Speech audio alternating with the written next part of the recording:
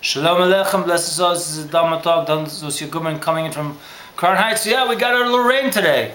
I'm not surprised. It's raining all over the place. And with me tonight is David S. David, how are you doing? Thank God I'm fine. Thank God. Okay. So now, blessed souls, we're going right into the first letter, the first oath, the first chapter of Shar Yuchot, the Gate of Unification.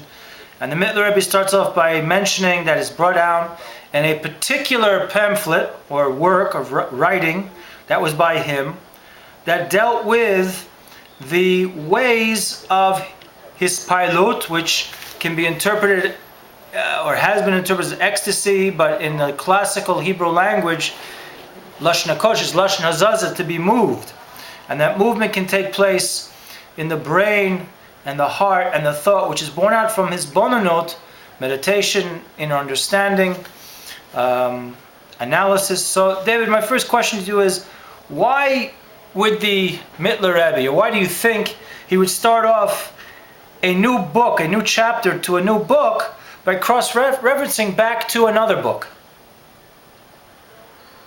Well, because the conference is followed what they call Handbook of Ecstasy, was written before Shar Yuchot, because the Mittler Rebbe had to clarify a lot of things. Clarify the fact that when somebody is getting so-called excited for God, or has a so-called spiritual experience, that experience may only be just an egotistical experience, or he might just be experiencing, in other words, experiencing himself, and it has nothing to do with God. And therefore you have to clarify that even at the time, even with great Hasidim, there was already a mistake being made, and a confusion being made between a spiritual experience, which was not a spiritual experience, it was an egotistical experience, or a natural spiritual experience that anybody can experience, which doesn't lead to anything afterwards.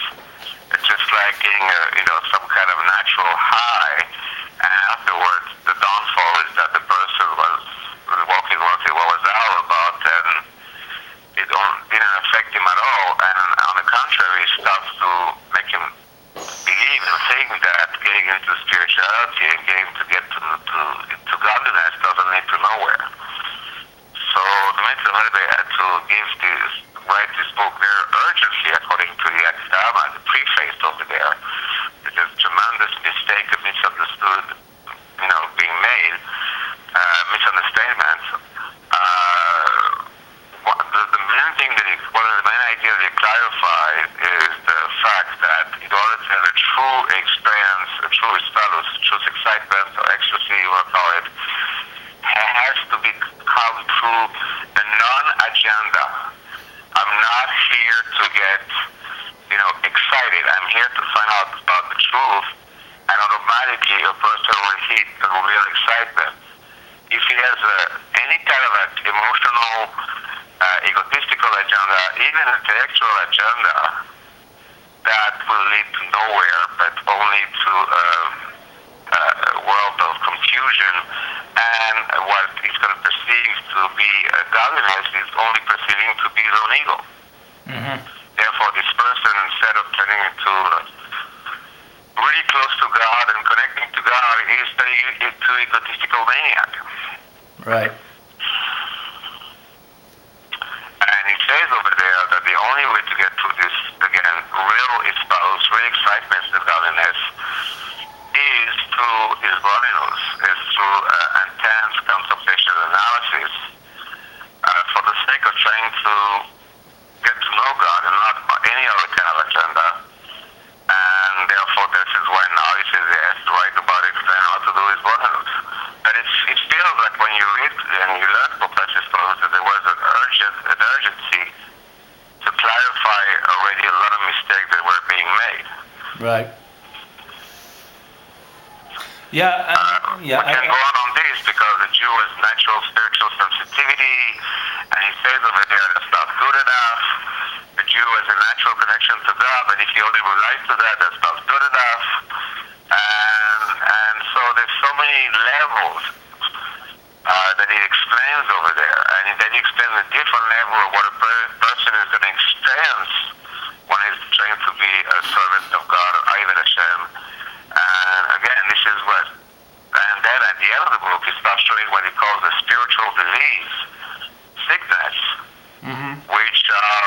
devastating.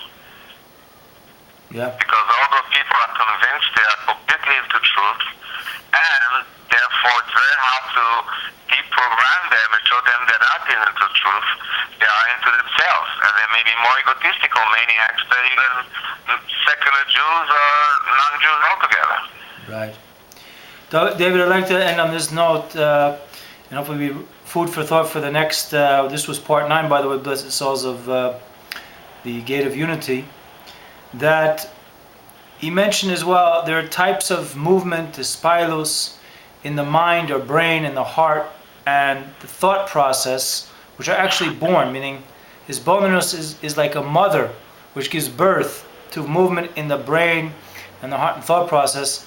David, we're about out of time, so we'll leave on that note.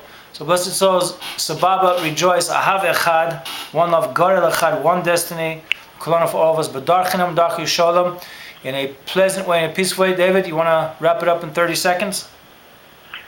Well, just to continue with his spouse, he says already over there that some people call darkness light and some people call light darkness, and it's what he came to clarify.